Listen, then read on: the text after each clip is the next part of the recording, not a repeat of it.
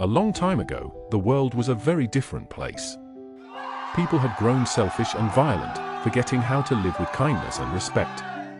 It broke God's heart to see the world he had created filled with so much wrongdoing.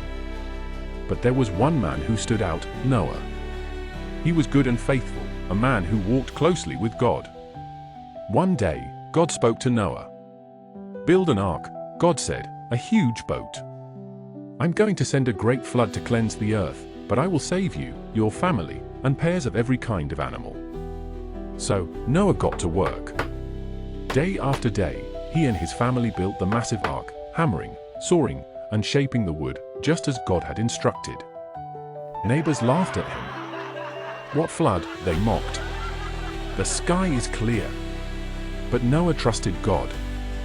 And then, just as God promised, animals began arriving, 2 of every kind, big and small. They entered the ark, along with Noah, his wife, his 3 sons, and their wives. When they were safely inside, the rain began to fall. At first, it was just a drizzle.